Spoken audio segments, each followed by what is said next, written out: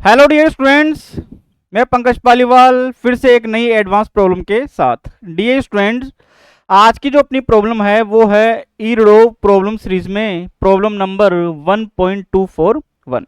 तो देखिए क्वेश्चन किस तरीके से है कि अपने को एक डिस्क दी हुई है जिसकी रेडियस 20 सेंटीमीटर है और इस डिस्क से एक दूसरी डिस्क को यहां से कट कर दिया जाता है जिसकी रेडियस इससे हाफ है। इसका मीन्स अगर इसकी रेडियस आर है तो इसकी रेडियस जिसको कट किया उसकी रेडियस r/2 है। अब जो ये रिमेनिंग डिस्क बची, इस रिमेनिंग डिस्क का मास अपने को गिवन है और वो है 7.3 kg। अपने को ये फाइंड करना है कि ये जो रिमेनिंग डिस्क है इसके सेंटर ऑफ मास से पास होने वाले परपेंडिकुलर एक्सिस के अलोंग इसका मोमेंट ऑफ इनर्शिया कितना होगा। तो देखिए बहुत ही शानदार क्वेश्चन है। इस क्वेश्चन में सबसे पहले तो अपने को यहाँ पे सेंटर ऑफ मास फाइंड करना होगा और सेंटर ऑफ मास फाइंड करने तक का क्वेश्चन भी आईआईटी मेन में और आईआईटी एडवांस में 2-3 बार आ चुका है।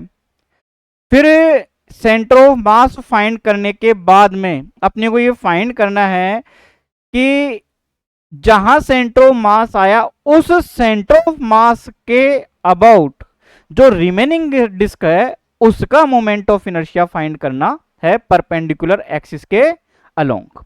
तो देखते हैं अपन, ये इस तरीके से टोटल डिस्क हो गई। इसकी रेडियस है अपने पास में आर, ये भी यहां से आर और इसको इसका सेंटर यहां से हो गई ये। अब इसकी रेडियस कितनी है, r/2 हो गई जिसको कट कर दिया गया है। जो बड़ी डिस्क है इसका मास मान लेता हूं मैं m1 और इसका मास मान लेता हूं मैं m2। अब अपन ये देख सकते हैं, सबसे पहले तो अपन ये फाइंड करें कि इसका सेंटर ऑफ मास किधर चला जाएगा जब इसको अपन यहां से कट कर देंगे। पहले तो ये सिमेट्रिक है तो इसका सेंटर ऑफ मास वहीं है जहां इसका ज्योमेट्रिकल सेंटर है। अब अगर इसको कट किया, पहले सेंटर ऑफ मास यहां पर था, जैसे ही अपन इसको कट करेंगे centre of mass right side में क्या होगा, खिसक जाएगा। क्यों? क्योंकि राइट साइड में मास क्या है, ज्यादा है। जिधर ज्यादा मास होगा सेंटर ऑफ मास भी उधर ही स्लाइड कर जाता है। तो अपन यहां से ये देख सकते हैं कि सेंटर ऑफ मास इधर खिसकेगा, इस तरफ खिसक जाएगा ओ पॉइंट के इस तरफ। तो सबसे पहले तो अपन ये देखिए कि इसका मास कितना है, यहां पे ये m2। तो यहां से अपन m2 की वैल्यू फाइंड कर सकते हैं। टोटल मास तो कितना है m1, कितने एरिया के कारण, पाई आर स्क्वायर के कारण। अपने को कितने के कारण चाहिए, पाई r/2 का होल स्क्वायर।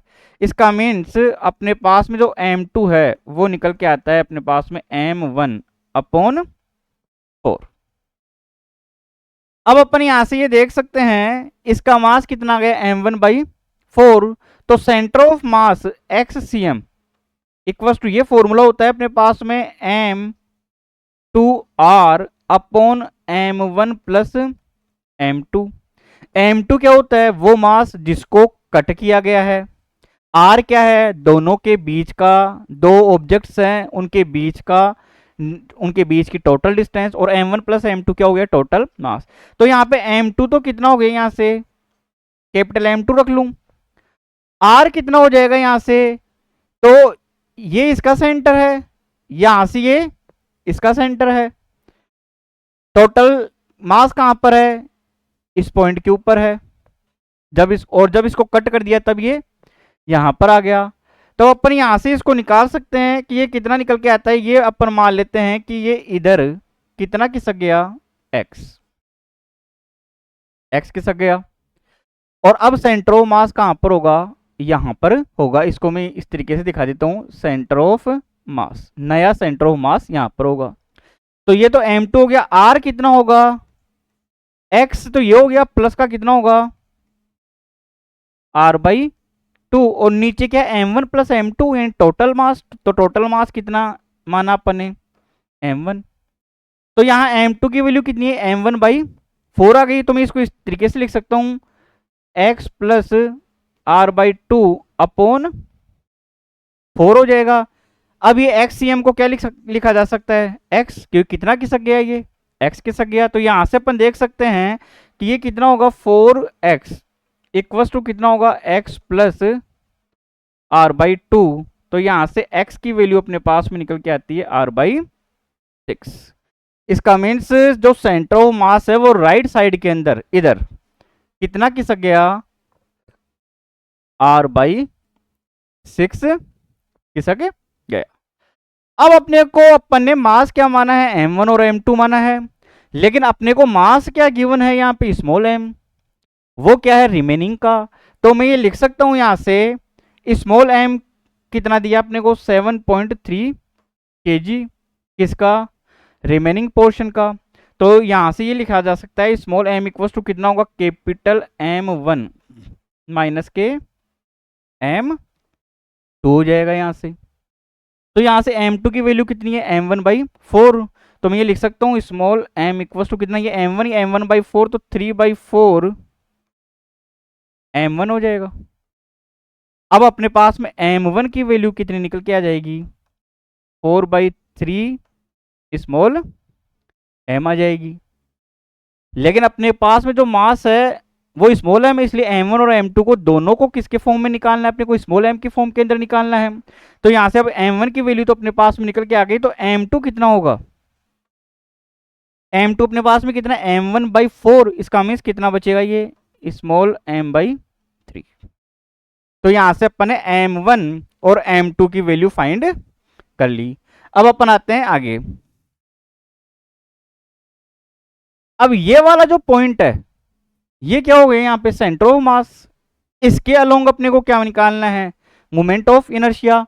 तो यहां से अपन ये देख सकते हैं I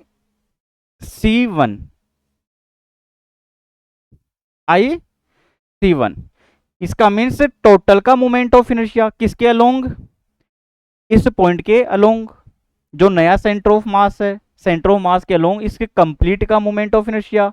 तो यहां से अपन देख सकते हैं कि कंप्लीट का क्या होगा यहां से एक तो ये वाला सेंटर से जो एक्सिस पास हो रहा है और इसके अलोंग अपने को निकालना है, तो मैं पैरेलल एक्सिस थ्योरम लगा सकता हूं।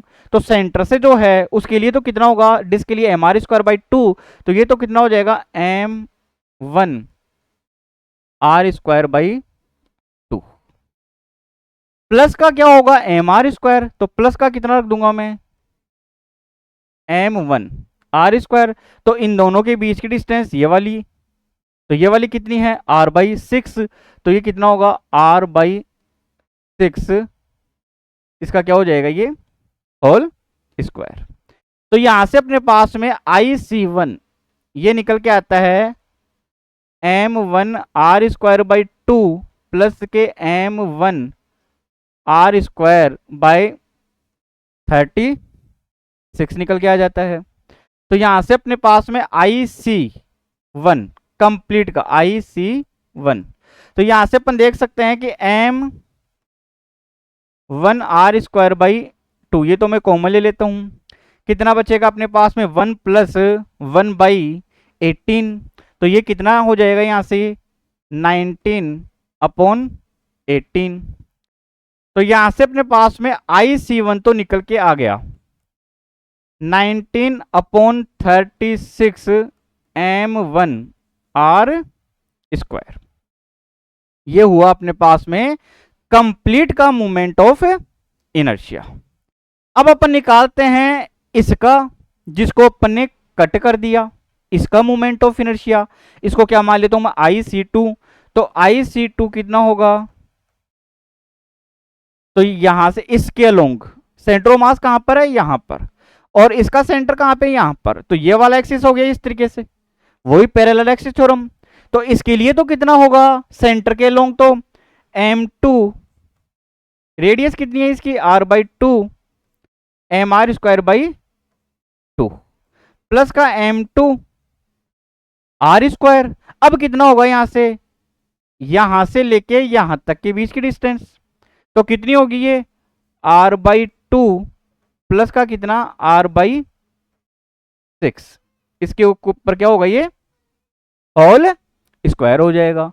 तब अपन यहां से ये देख सकते हैं कि IC2 कितना निकल के आएगा अपने पास में m2 r² ये तो 4 होगा, 4 × 2 कितना हो जाएगा यहां से ये 8 हो जाएगा, प्लस का ये कितना होगा m2 कितना हो जाएगा ये r² हो जाएगा, बाहर आ जाएगा, ये कितना हो जाएगा 1/2 प्लस के 1/6 बन जाएगा। तो यहां से अपन निकाल सकते हैं इसको सिर्फ 1/2 प्लस के 1/6, तो 1/2 को बाहर निकाल 1 प्लस 1/3 कितना हो जाएगा यहाँ से 4/3, तो ये अपने पास में कितना निकल के आ जाता है 2/3 निकल के आ जाता है। तो इसको मैं क्या लिख सकता हूँ 4/9। तो यहां से अपने पास में IC2 ये निकल के आता है m2 r² को बाहर निकाल लेता हूं मैं 1/8 प्लस 4/9, तो ये बन जाएगा अपने पास में 41/72 बन जाएगा।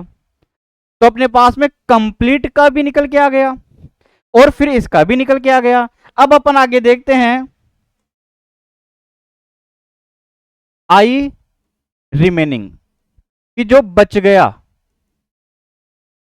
उसके अलोंग, उसके लिए मोमेंट ऑफ इनर्शिया कितना होगा, तो क्या होगा IC1 माइनस के IC2। तब अपन यहां से ये देख सकते हैं कि IC1 अपने पास में कितना आया 19/36 m1r², 19/36 m1r² माइनस ये अपने पास में आ गया 41/72 m2r², 41/72 m2r²। तो यहां से I रिमेनिंग जो बच गया उसके लिए मोमेंट ऑफ इनर्शिया कितना होगा, तो ये तो हुआ अपने पास में 19/36।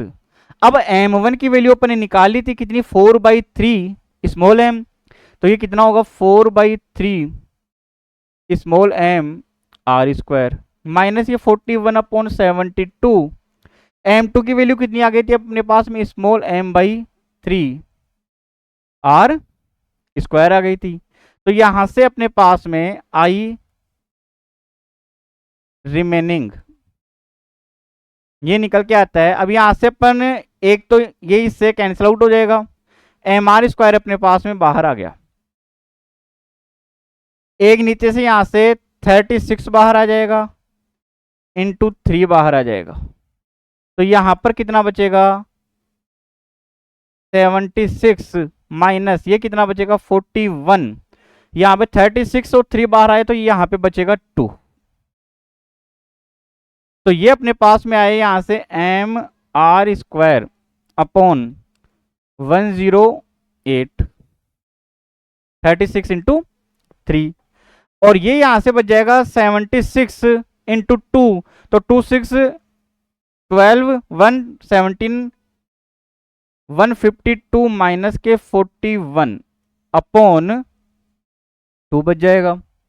तो यहां से अपने पास में I रिमेनिंग निकल के आता है ये mr², इसको मैं 108 को ऐसे लिख लेता हूं 36 इंटू 3, ये यहां से अपने पास में बन जाएगा 111 अपॉन 2, ये इससे कैंसिल आउट हो जाएगा 37 टाइम्स, तो ये अपने पास में निकल के आता है यहां से 37/72 mr² आ गया। अब अपने पास में m की वैल्यू तो कितनी है 7.3 kg है, r की वैल्यू अपने को कितनी गिवन है 20 सेंटीमीटर गिवन है। तो यहां से जब अपन वैल्यू पुटअप करते हैं तो I रिमेनिंग ये अपने पास में निकल के आता है 0.15 kg इंटू मीटर